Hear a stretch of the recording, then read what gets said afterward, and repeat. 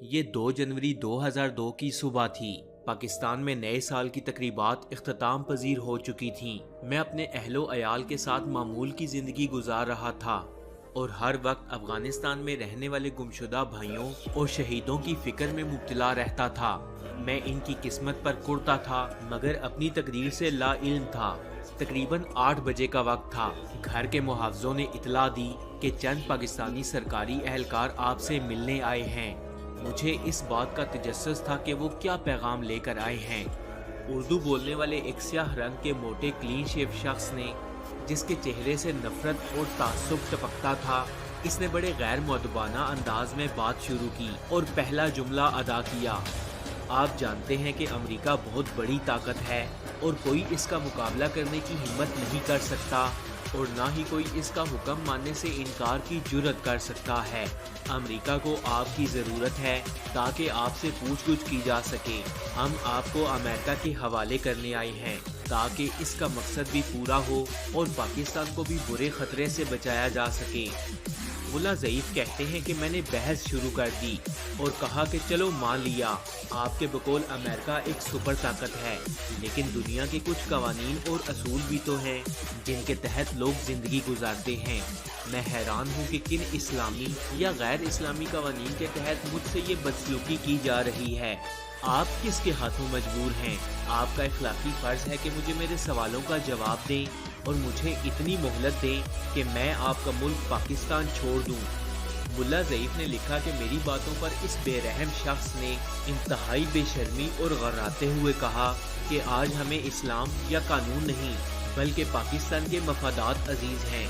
जब मैंने ये बात सुनी तो मैं समझ गया कि अब मेरी कोई दलील भी काम नहीं आएगी। ये सुनकर इस शख्स ने कहा कि आप 12 बजे तक घर में रहेंगे, इसके बाद आपको पेशावर ले जाया जाएगा। मेरी रिहाइशगाह को चारों तरफ से मुहासरे में ले लिया गया और बाहर जाने का कोई रास्ता भी नहीं था।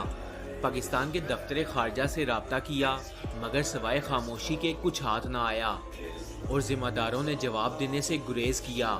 फिर वो लम्हा भी आया जब मजीद सरकारी हुकाम आए और शाही हुक्म सादर किया कि आपको पेशावर मुंतकिल किया जा रहा है, जहां आप हमारे मेहमान रहेंगे और अमरीकी आपसे सिर्फ पूछ-गिछ करेंगे।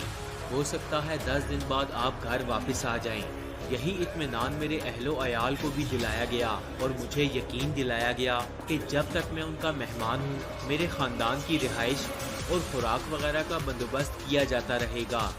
मेरे पास 10 महीने का वीज़ा था और हुकूमत पाकिस्तान का ये रस्मी इजाज़तनामा भी कि मैं उस वक्त तक पाकिस्तान में क़याम कर सकता हूँ जब तक अफ़गानिस्तान के हालात ठीक नहीं हो जाते। जबकि अक़वाम मुत्तहिदा का वो लेटर भी था जिसमें पाकिस्तानी हुक्काम को कहा गया था कि मुल्ला अब्दुल सलाम ज़ईफ़ एक अहम शख्सियत है, इनका पाकिस्तान में एहतराम होना चाहिए। लगभग 12 बजे का वक्त था जब 3 गाड़ियां आईं और मुसल्लह अहलकारों ने घर का मुहासरा करके रास्ते और लोगों की आमदोरफ्त को बंद कर दिया। उस वक्त मीडिया के लोगों को भी मुझसे मिलने की इजाज़त ना दी गई। मुझे बाहर निकलने का हुक्म दिया गया। ऐसे हाल में घर से निकला जब मेरे बीवी बच्चे चीखों पुकार कर रहे थे। मैं अपने बच्चों की तरफ मुड़कर ना देख सकता था क्योंकि मेरे पास इनके लिए तसल्ली का एक लफ्ज़ भी ना था। फिर मुझे एक गाड़ी में बिठाया गया।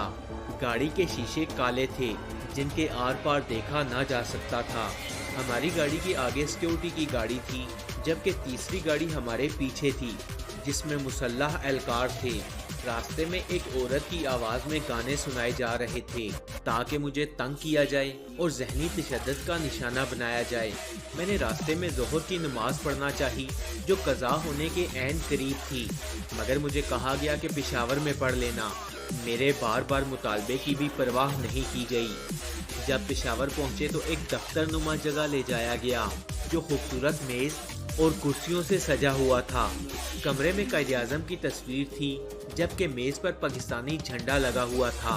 सामने घूमने वाली कुर्सी पर पाकिस्तानी शलवार कमीज में मलबूस एक दरमियाने कद का पख्तून बैठा मुसलसल कुर्सी में घूमे जा रहा था। इसने मुझे खुशामदीद कहा और अपना तारुफ दफ्तर के सरबराह के तौर पर करवाया। इसने कहा कि आप हमारे ऐसे मेहमान हैं जिनके आने पर हम बहुत खुश हैं। मैं इन अल्फाज के मानी जानने से कासिर था मगर लगता था कि वो शख्स ठीक कहता था। शायद वो खुश इसलिए था کہ اس کو میرے فروخت کرنے کے عوض بہت اچھا معاوضہ ملنے والا تھا۔ یہاں میں نے نماز پڑھی، پھر دفتر کے سربراہ نے چائے پلائی اور کھانا کھلایا۔ پھر مجھے ایسے کمرے میں لے جایا گیا جو کہ قیدیوں کے لیے مخصوص تھا۔ اس دوران حکام آتے، اچھے طریقے سے سلام دعا کرتے اور مجھے احترام دیتے۔ یہ لوگ مجھ سے باتیں نہیں کرتے تھے، مگر صاف دکھائی دیتا تھا کہ جب وہ مجھے دیکھتے تو ان کی آنکھوں میں آنسو امڈ آتے اور یہ واپس پلٹ جاتے۔ میں نے 2 راتیں اسی کمرے میں گزاری۔ تیسری رات 11 بجے کے قریب جب میں نے سونے کا ارادہ کیا، تب اچانک دروازہ کھلا تو شلوار قمیض میں ملبوس چھوٹی داڑھی والا ایک شخص اندر داخل ہوا اور پھر یہ مجھ سے مخاطب ہوا، ہم آپ کو دوسری جگہ منتقل کر رہے ہیں۔ میں نے یہ نہیں پوچھا کہ مجھے کہاں لے جایا جا رہا ہے، کیونکہ مجھے سچ کی امید ہی نہیں تھی۔ مجھے واش روم استعمال کرنے کے لیے 5 منٹ دیے گئے۔ ٹھیک 10 منٹ بعد کمرے سے نکال کر پہلی بار ہتھکڑیاں لگائی گئیں اور میری آنکھوں پر کالی پٹی باندھ دی گئی۔ جیبوں کی تلاشی لی گئی اور ڈیجیٹل ڈائریکٹری، پاکٹ سائز قرآن مجید کا نسخہ اور کچھ رقم لے کر مجھے دھکے دے کر گاڑی میں بٹھا دیا گیا۔ میرے ساتھ گاڑی میں بیٹھے افراد خاموش تھے، کوئی کچھ بھی نہیں بول رہا تھا۔ گاڑی نے حرکت کی اور لگ بھگ 1 گھنٹے بعد میں نے ہیلی کاپٹر کی آواز سنی۔ مجھے یقین ہونے لگا کہ ہیلی کاپٹر امریکی ہے۔ پھر رفتہ رفتہ گاڑی ہیلی کاپٹر کے قریب ہوتی گئی اور اس کی آواز کانوں کو پھاڑنے لگی۔ اسی دوران مجھے ایک زوردار ضرب پڑی اور میری کلائی پر بندھی قیمتی گھڑی اسی ضرب کے نتیجے میں گر گئی یا اسی بہانے مجھ سے لے لی گئی۔ ہیلی کاپٹر کے قریب پہنچ کر مجھے 2 افراد کی مدد سے گاڑی سے اتارا گیا اور ہیلی کاپٹر سے چند قدم کے فاصلے پر کھڑا کر دیا گیا۔ چند لمحوں بعد میں نے خدا حافظ کے الفاظ سنے۔ یہاں مجھے پوری طرح یقین ہو گیا کہ میں امریکیوں کے حوالے کر دیا گیا۔ خدا حافظ کے الفاظ سننے کے بعد میں نے کچھ لوگوں کی آوازیں سنی جو انگریزی میں باتیں کر رہے تھے۔ پھر اچانک وہ لوگ ریچھوں کی طرح مجھ پر حملہ آور ہو گئے اور مجھ پر لاتوں، گھونسوں اور مکوں کی بارش کرنے لگے۔ یہ سب کچھ اتنا اچانک تھا کہ مجھے کچھ سمجھ نہ آیا۔ میرے کپڑے پھاڑنے کی کوشش کی گئی، کبھی مجھے اوندھے منہ لٹا دیا جاتا تو کبھی کھڑا کر کے دھکا دے دیا جاتا۔ اسی دوران میری آنکھوں پر بندھی پٹی بھی اتر گئی۔ میں نے دیکھا کہ میرے آس پاس امریکی فوجی تھے۔ ان امریکیوں نے مجھے بہت مارا، میرے کپڑے پھاڑ دیے اور مجھے بے لباس کر دیا۔ وحشی، متعصب اور بے رحم امریکی فوجیوں نے ایسی حالت میں مجھے زمین پر پٹخ دیا کہ میرا جسم ننگا تھا۔ پھر مجھے ہیلی کاپٹر میں دھکیلا جہاں میرے ہاتھ پاؤں زنجیروں سے کس کر باندھ دیے گئے اور آنکھوں پر پٹی بھی دوبارہ باندھی گئی۔ انہوں نے اس پر اکتفا نہ کیا اور میرے چہرے کو سیاہ تھیلے سے بھی ڈھانپ دیا۔ پھر میرے ارد گرد سر سے پاؤں تک رسی باندھی اور ہیلی کاپٹر کے درمیان میں زنجیر سے باندھ دیا۔ ہیلی کاپٹر فضا میں بلند ہو گیا۔ جب میں حرکت کی کوشش کرتا تو زوردار لات پڑتی۔ مجھے ایسا لگا کہ آنے والے چند لمحوں میں میری روح اور جسم کا رشتہ ختم ہونے والا ہے۔ مجھے یہ یاد نہیں کہ میں کتنی دیر تک اس کرب میں مبتلا رہا۔ آخرکار ہیلی کاپٹر ایک جگہ اتر گیا۔ ان وحشی امریکی درندوں نے ہیلی کاپٹر سے گھسیٹتے ہوئے مجھے نیچے پھینک دیا، جس کے ساتھ ہی وہاں پہلے سے موجود دوسرے امریکی بھی مجھ پر تابڑ توڑ حملے کرنے لگے اور میرا وہ حال کیا جو بیان سے باہر ہے۔ الٹا لٹا کر میرے اوپر 4-5 افراد بیٹھ گئے اور ایسے باتیں کرنے لگے جیسے کسی اجلاس میں بیٹھے ہوں۔ پھر ان امریکی درندوں نے مجھے دوسرے ہیلی کاپٹر میں سوار کیا اور اس ہیلی کاپٹر میں موجود ایک کرسی سے باندھ دیا۔ اب کی بار مجھے مار نہیں پڑ رہی تھی۔ 20-25 منٹ بعد ہیلی کاپٹر نیچے اترا اور مجھے نیچے اتار کر چہرے سے نقاب ہٹایا گیا اور آنکھوں کی پٹی بھی کھول دی گئی۔ میں نے دیکھا کہ چند امریکی فوجی کھڑے ہیں۔ بائیں جانب ایک قید خانہ نظر آیا جس میں چند قیدیوں کو باندھا گیا تھا۔ بالکل اسی جگہ مجھے بھی ڈال دیا گیا۔ یہاں موجود ایک چھوٹے سے واش روم میں مجھے منہ ہاتھ دھونے کو کہا گیا، مگر میرے ہاتھوں میں سکت نہیں تھی۔ میں نے اتنا کیا کہ خود کو گیلا کر دیا۔ پھر مجھے ایک چادر دے کر ایسے کمرے میں لے جایا گیا جو 2 میٹر لمبا اور 1 میٹر اونچا تھا۔ رفع حاجت کی جگہ بھی اسی جگہ میں تھی۔ کمرے کی دیواریں آہنی تھیں، اوپر سے مضبوط آہنی جالیاں بھی لگائی گئی تھیں۔ اس کے بعد مجھے سونے کا کہا گیا، مگر نہ بستر تھا اور نہ تکیہ۔ میں حیران تھا کہ مجھے کہاں لایا گیا ہے۔ اور مزید کس سلوک کا سامنا کرنا پڑے گا۔ ایک فوجی کمرے کے سامنے کھڑا تھا۔ خوب سوچ بچار کے بعد مجھے علم ہوا کہ یہ ایک بالکل بند جگہ تھی۔ 3 اور چھوٹے کمرے تھے اور ایک کلینک، ایک میڈیکل سٹور تھا جس میں ایک کمپاؤنڈر ہمیشہ موجود رہتا تھا۔ اس کمرے کا ایک دروازہ تھا اور پانی کی بھی کمی تھی۔ یہاں پہنچ کر مجھے محسوس ہوا کہ شاید انڈر گراؤنڈ جیل ہو جنہیں افغانستان کی جنگ کے لیے استعمال کیا جاتا ہو۔ صبح و شام نقل و حرکت اور بھاری مشینری کی آوازوں سے بہت جلد میرے احساسات مکمل طور پر یقینات میں بدل گئے، اور یہ واقعی ایک انڈر گراؤنڈ جیل تھی جنہیں افغانستان کی جنگ کے لیے مختص کیا گیا تھا، اور ہم اسی کے نیچے چھوٹے بلاک میں تھے۔ بائیں جانب ایک بڑا کمرہ دکھائی دے رہا تھا اور ایسا معلوم ہوتا تھا کہ اس میں بھی قیدی ہیں۔ 2 دن بعد مجھے معلوم ہوا کہ ملا فاضل محمد، نور اللہ نوری صاحب، برہان وسیق صاحب اور غلام روحانی بھی یہاں قید ہیں۔ یہ تمام طالبان رہنما تھے۔ صبح مجھے ہتھکڑی پہنا کر ایک دوسرے کمرے میں لے جایا گیا جہاں تفتیش کا پہلا دور شروع ہوا۔ میری انگلیوں کے نشانات لیے گئے، فوٹوگرافی ہوئی اور بایوگرافی لکھی گئی۔ اس کے علاوہ کوئی بھی سوال جواب کیے بغیر واپس اسی قید خانے میں لایا گیا جہاں رات کا کھانا پلاسٹک کے برتنوں میں پڑا ملا۔ چند نوالے کھانے کے بعد میں نے برتن فوجیوں کو واپس کر دیے اور اس کے بعد سونے کا ارادہ باندھا۔ ابھی آنکھیں بند ہی ہو رہی تھیں کہ میں فوجیوں کے شور سے جاگ اٹھا۔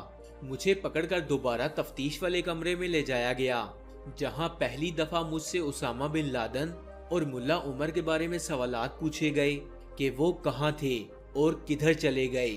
اس کے علاوہ یہ بھی پوچھا گیا کہ ابھی وہ کہاں ہوں گے اور کیسے ہوں گے۔ عام طور پر طالبان کے رہنماؤں کے متعلق پوچھا گیا کہ ان کا کیا بنا، وہ کدھر ہیں، کیسی حالت میں ہیں اور وہ کہاں چلے گئے۔ ایک سوال جو وہ بار بار پوچھتے رہے وہ یہ تھا کہ آپ 9/11 کے بارے میں کیا جانتے ہیں۔ 5-6 دن بعد صبح ناشتے پر مجھے خاکی رنگ کا یونیفارم دیا گیا اور حکم دیا گیا کہ پرانے یونیفارم کی جگہ اسے پہن لو۔ یونیفارم تبدیل کرنے کے فوراً بعد منتقلی کا کام شروع ہو گیا۔ تمام قیدیوں کے ہاتھوں کو پلاسٹک کی رسی سے باندھا گیا اور ان کے سروں پر تھیلے چڑھائے گئے اور تھیلوں کے تسموں کو ان کی گردنوں کے ساتھ باندھ دیا گیا۔ میرے ہاتھوں کو بھی رسیوں سے باندھا گیا، سر پر تھیلی چڑھائی گئی اور تہخانے سے اوپر لا کر ان قیدی بھائیوں کے ساتھ بٹھایا گیا جنہیں مجھ سے پہلے لایا گیا تھا۔ ان قیدیوں میں 5 افغان تھے جن کے نام میں نے پہلے ذکر کر دیے ہیں، 2 عرب اور 1 امریکی مسلمان تھا، اور 9واں شخص میں تھا۔ یاد رہے کہ میرے اور ان کے یونیفارم میں فرق تھا۔ میرا یونیفارم خاکی اور ان کا آسمانی کلر کا تھا۔ کافی دیر تک ہمیں وہاں اس بند حالت میں بٹھایا گیا۔ سخت رسی سے باندھنے اور دم گھٹنے کی شکایت کی وجہ سے ساتھیوں کی مسلسل چیخیں نکل رہی تھیں۔ کوئی قیدی پانی مانگ رہا تھا تو کوئی ہاتھوں کے درد کی شکایت کر رہا تھا، جبکہ کوئی چیختا تھا کہ میرا دم گھٹ رہا ہے۔ لیکن انسانیت نام کی کوئی چیز نہ تھی جو ہماری آوازوں کو سنتے اور ہمیں درد و قید سے چھڑا کر پانی پلاتے اور سروں سے تھیلے ہٹا کر ہمیں سانس لینے دیا جاتا۔ صرف فوجیوں کی آوازیں اور نعرے تھے جو ہمیں انگریزی زبان میں گالیاں دیتے تھے اور کہتے تھے کہ باتیں مت کرو اور ہلو مت۔ یہاں مسلسل ہیلی کاپٹروں کی آوازیں گونج رہی تھیں۔ تقریباً 2 سے 3 گھنٹے تک ہمیں یہاں رکھا گیا اور پھر ہیلی کاپٹروں کے اندر ڈال کر باندھ دیا گیا۔ تقریباً 25 منٹ سفر کے بعد ہمیں ایک اور جگہ منتقل کیا گیا۔ ہمیں ہیلی کاپٹروں سے نیچے زمین پر گرایا گیا اور وہاں موجود فوجیوں نے ہمارے جسموں کے ساتھ فٹ بال کھیلنا شروع کر دیا۔ مختلف فوجی آتے رہے اور ہمیں لاتوں اور گھونسوں سے سخت مارتے رہے، یہاں تک کہ فوجی اپنے بوٹوں سے ہماری انگلیاں زمین کے ساتھ رونتے رہے اور ہماری چیخیں بلند ہوتی رہیں۔ اسی اثناء میں ایک فوجی مجھے تلاش کرنے کے سلسلے میں میرے پاس آیا۔ فرینڈز، ملا عبدالسلام ضعیف کی باقی سٹوری میں اپنی آنے والی ویڈیو یعنی اس ویڈیو کے پارٹ 2 میں بتاؤں گا، تو اس ویڈیو کا پارٹ 2 دیکھنے کے لیے سٹوری فیکٹس چینل کو سبسکرائب کر لیں اور ساتھ میں لگے بیل آئیکن کو بھی پریس کریں۔ میں ملتا ہوں آپ سے اگلی ویڈیو میں، تب تک کے لیے اللہ حافظ۔